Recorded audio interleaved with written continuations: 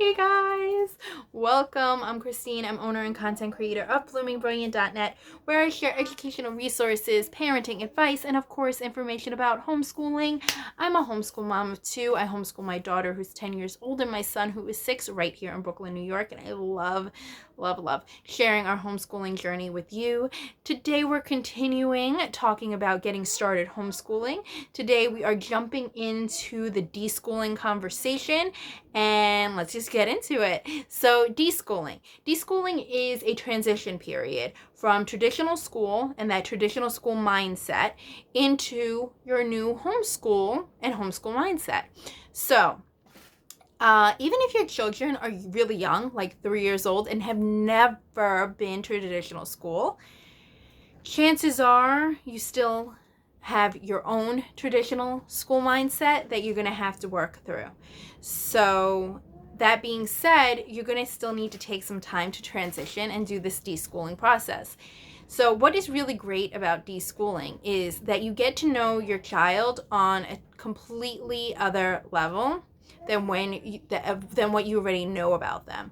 So if your child is in traditional school and you're saying, okay, I want to make the move, I would like them to be home, we've discussed it, they're interested, we think we're going to do this, and you're trying to figure out what to do first, this is what to do. This is what to do while you're, watching videos like this. This is what to do while you're researching curriculum. This is what to do while you are filling out papers if you're here in New York. This is what you do. Okay? You're doing the deschooling thing. Okay? It's basically just letting your child, it's kind of like unschooling a little bit. It's kind of, figuring out where they are at academically. What are their things they're really good at, things that they're really interested. What are the things that, they're struggling with? What are the things that they don't like? What are ways that you can incorporate more of what they do like? Where are they at in their reading? Where are they at in math? You figure this all out by doing little activities, playing games, experimenting with different curriculum. You could get free samples, seeing how do they learn? Are they visual? Are they more kinesthetic? Do they need to touch things and move around? How long can they focus? Little kids, I'm telling you, cannot focus. I am with my son. He cannot focus on anything for the life of me for more than like a few minutes, and it drives me crazy because like I was saying on IGTV, I was talking about schedules, because all of us now are like temporary homeschoolers and working from home, and I have been working from home and being a homeschooler, and it is crazy. So you kind of need to get things done by a certain time. So getting everyone to focus is really a struggle for us, but you got to work and be flexible. What's the matter? Go. Okay, sorry. I paused a little because my son came in, and now I'm back. So yeah, getting them to focus can sometimes be hard. And so finding out how long of a focus they have is usually a good thing to do while you're doing this deschooling process.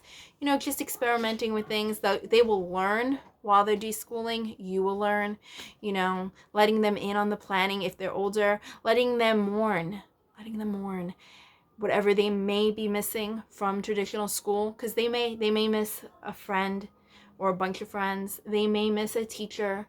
They may miss a certain subject or a certain thing they used to do in school. Trying to incorporate that and changing the way you both think about school, because homeschooling is not school at home, which many people now are doing school at home because this is what remote schooling is. Homeschooling is not school at home. Homeschooling is not being stuck in the house 24/7. Homeschooling is not, desks and textbooks and workbooks and, all these things. Homeschooling is learning at home. Yes. Homeschooling is comfort. Homeschooling is reading on the couch or under a tree in your yard if you have one, and being able to make memories and learn out as you're going.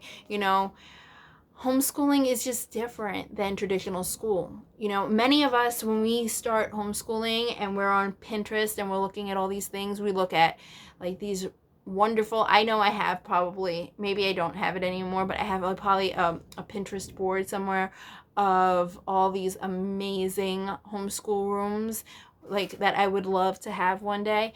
But if you know me, I live in a tiny little apartment. You could see from behind me, like I don't have room. School is a little bit of everywhere, and we do school a little bit of everywhere. School sometimes, a lot of times, is at our kitchen table, but sometimes it's at the library. Not lately, but sometimes it's at the library. Sometimes it's on the stoop. Sometimes it's in the living room. Sometimes it's in the bed. Homeschooling happens everywhere, and so taking that time to adjust your own thinking of what school looks like, you may first be inclined of, we should get little school desks, or we should have a specific area in our house where I have like a little blackboard and I have like little decorations for like our school and make it kind of like a classroom. And then it's kind of like counterproductive, isn't it? Because you're trying to do this whole homeschool thing, but then you're making it look like a school and you're treating it like a school, worrying about grades and routine and how you're going to fit from 8:30 in the morning to 3:30 in the afternoon, all the lessons, and how you're going to do every lesson every day, and how you're going to how. So taking that moment, taking that beat for like a month or so to just figure it out together, feel whatever it is you're feeling, feel scared, working through that together, feel sad if they are going to miss something, feel whatever. That will be really good for them. That'll be really good for them. It'll be really good for you. You'll also be learning not only how they learn and what interests them and how to incorporate it and where their levels are at. You'll also be able to figure out the stuff you need to know and be ready for when you do start the actual, we're going to officially start our homeschool now kind of thing. And that could easily transition into it.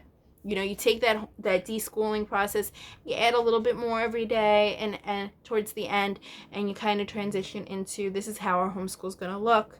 And I do highly recommend, if your kids are older, like my 10-year-old, can be more incorporating what she wants in the school. I even let my son, you see behind me I have Angry Birds, and I don't know if you could see Mario somewhere.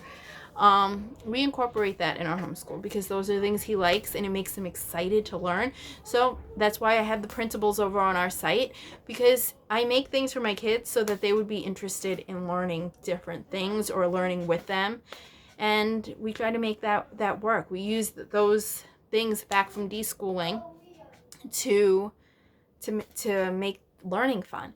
And deschooling doesn't only have to happen when you are starting out your homeschool. It happens every year if you take a summer break.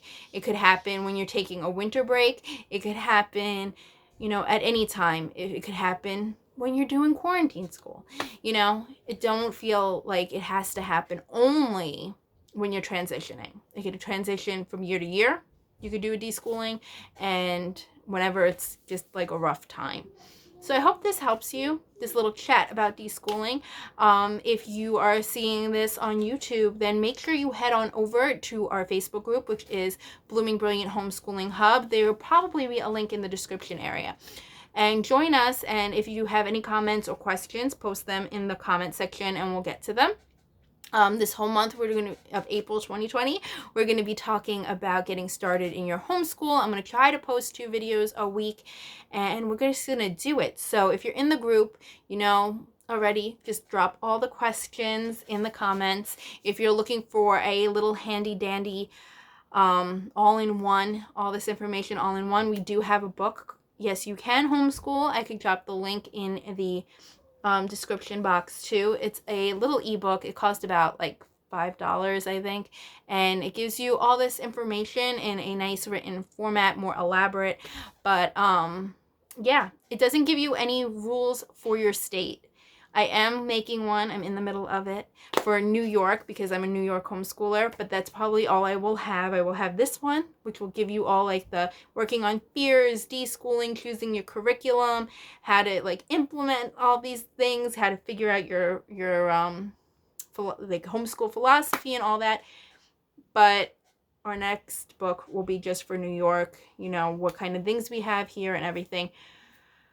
That's all I will have in this little nook of getting started homeschooling. Yeah. And I can't do any other states because I don't know all the laws of everywhere. I just know it right here. Maybe if we move. But other than that. So anyway, I'll drop the link to the one that I have already published and out there, and you can check that out if you're interested, and make sure you join the group so you can get in on the discussion. And that's it. I'm gonna go. I hope you guys have a great day. Stay safe and healthy, and have a great homeschool